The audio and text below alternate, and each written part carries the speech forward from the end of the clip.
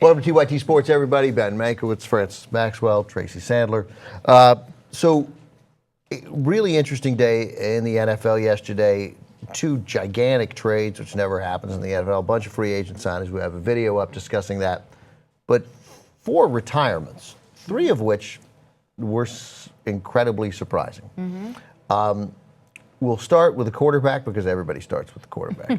Although Jake Locker, drafted in the first round out of Washington, a dynamic player at Washington, could run, could throw, but has been hurt every step of the way in the NFL. So in a sense, not terribly surprising that he would realize, I just don't want to do any more damage to my body. He may not have the kind of body that can sustain the punishment that you take in the NFL as a quarterback and the kind of punishment you take when you play behind the Tennessee Titans offensive line. So here's what Jake Locker had to say about his retirement at 29, right? Is that right? 26. 26 for Jake, that's right. Willis is 29, who also a 26-year-old quarterback. Football has always played a pivotal role in my life. I love the game, but I no longer have the burning desire necessary to play the game for a living. To continue to do so would be unfair to the next organization with whom I would eventually sign. Left out of that, Francis, is the fact that clearly his health has to play a part in making that decision. Yeah, and that's, since I've been in the US, the sport is like such a huge physical aspect of it that your body can only take so much, right? It's still astounding to me. I noticed the graph that we're going to throw up here of the average length of a player's year in the National Football League, which is just astounding. Again, to me, it's like some of these players are only in that league for 2 or 3 years. That is, I mean, I can only look at it from a soccer standpoint of where a lot of my perspectives resonate from. And players are in the league for 16, 15 years sometimes, and the average age of a player to retire in the English Premier League, for instance, is 35. And I mean, if you look at some of these numbers here, it's astounding.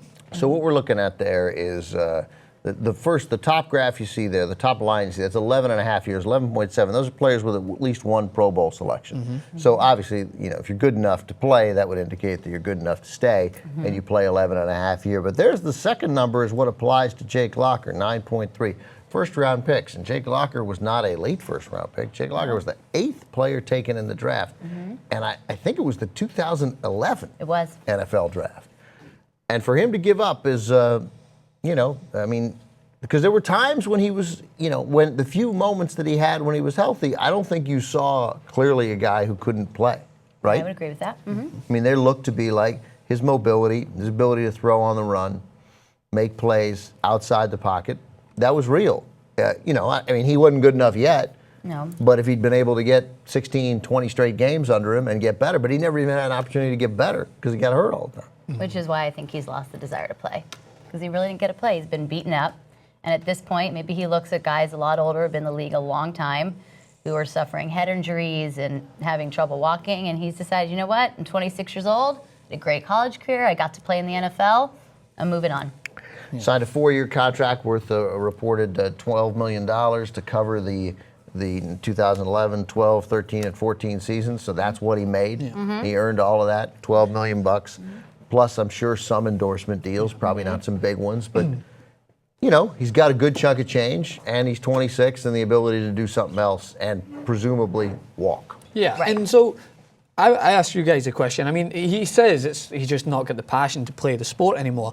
Surely that's got to play a part when he's actually performing in the game, because in this, to be a quarterback, you are at stake of being hurt if you're not fully focused in the game, right? So it must coincide with health as well, because if you're not focused, you don't have the passion, the desire to play at that level, and you go in there like just to be able to play the sport for the length that you feel is right, you could be hurt because you're not focusing on what your job is supposed to be.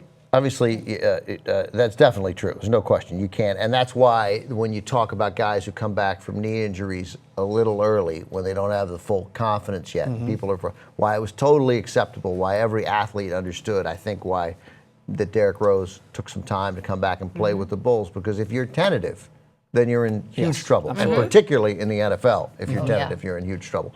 But so I'm curious. We don't know, and we want Jake Locker to succeed in everything he does. You know, as out here in Pac-12 country, I'm a UCLA fan. I liked Washington when he played there. It was hard for me to root against him. I loved every way that he played. But We read that Kurt Warner thought about coming back this year when the Cardinals had their significant quarterback issues at the end as they were headed to the playoffs. A guy who hasn't played in years and was old when he retired. So would it surprise you if in the 2016 offseason, Jake Locker, feeling good, not having been hurt in a year, thought, I'm ready to work out and see if maybe I have some time and can play in the NFL? Not at all. Not at all. I mean, we saw Brett Favre do it. We see players do it all the time. That wouldn't surprise me at all. Brett Favre age- came back? Yeah. Yeah. What age did he retire? I don't recall. What age did he retire at, Brett Favre? He must have been. The first time? Yeah.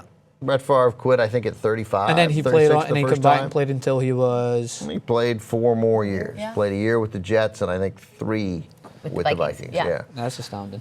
So Jake Locker may just need a year to clear his head and realize he's okay, or he's going to become a Wall Street trader or an analyst and work for the NFL Network or who knows what. It's interesting that you get a hold from I don't know whether he's any good on television or wants to be, but you don't usually get these guys this young. No. So that would be interesting. So he retires. Then we'll go back. We talked in the previous segment about how devastating it was for the Niners to lose the heart and soul of their offense in Frank Gore. Then immediately they also lose the heart and soul of their defense, Patrick Willis. 8 years in the NFL. How many Pro Bowls? He had 8 Pro Bowls, I believe. I think he was 8 for 8. He got injured on October 13th with a turf toe. And I got to be honest, I had a bad feeling about it at the time. Every week, he's coming back next week. He's coming back next week. Now he's going in IR. Now he's having surgery. I had a bad feeling about it. But it's a devastating loss for San Francisco, not just on the field, but off the field. He's a real leader on this team, leader in the locker room. And at a time when the 49ers really need leaders and some strength there, they lose a big guy. I think Chris Borland will do great, but Patrick Willis is a devastating loss, especially combined with Frank Gore and potentially the loss of Justin Smith next week. So, I mean, I just want to ask in terms of my curiosity for you guys. So, again, I love watching the NFL since I've came here.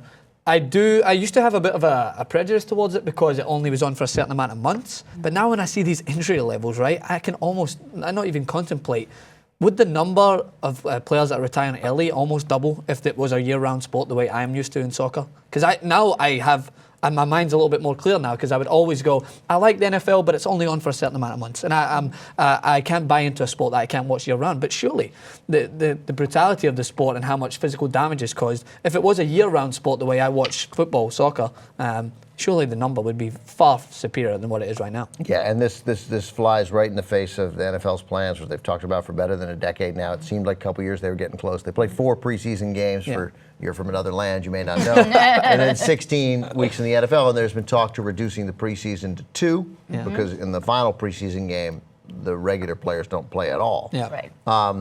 And playing 18 regular season games. Increase revenue. That's all the NFL wants is to increase revenue.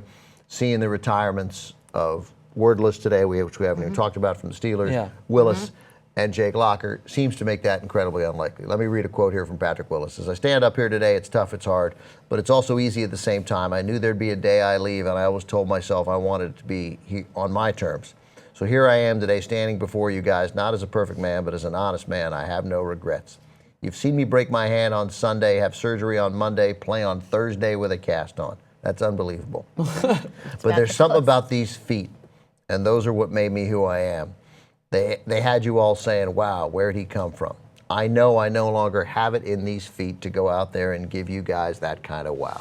That's respectable. Yeah. That's respectable, and I just think that I would love to see more athletes maybe consider that before they start prolonging their career and then it goes downhill, like to go out when you're on top. You know what I mean? Because I have numerous athletes that I know in terms of soccer-wise that I'm like, come on, just call it, man. Like, you probably come to the MLS, no offense to the MLS, because that's where they come as a retirement home. But so if some players are honourable enough to understand that they're not going to perform to that same magnitude, that same level that everyone loved them for, then that is honourable to step out, I think. Let's be real quick on Patrick Willis. Of course, he made Pro Bowls in his first 7 years. Obviously, he didn't make it last year. He did not, right, of course. So he was 7 for 7, though, when he was able to play in the Pro Bowl.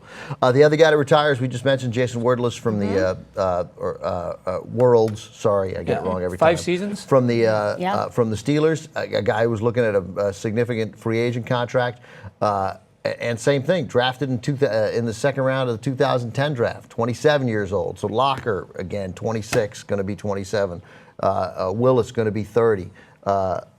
Worilds going to be 27. Remarkable that these guys to walk away. And there's no question that awareness now, I think, of the players seeing the injuries that these guys are going to face. Seeing the injuries, no question in my mind that all the talk about injuries, the talk about head injuries, that seeing veterans limping around has played a role. And so next time you see, you want to get on, if you're a Patriot fan and you want to get on Darrelle Revis for chasing the money, shut up. Yeah. I started making money when I was 34, 35 years old, right? They're done. Yeah. They're done. So, but it is a big story. Also, Maurice Jones, Drew retiring. He's of an age when you see running backs quit. Yes. After a completely failed year in Oakland, after his great career in Jacksonville, that makes some sense. That's a guy I think will have no problem going into broadcasting. Oh, for sure. Yeah. All right, guys. Thanks.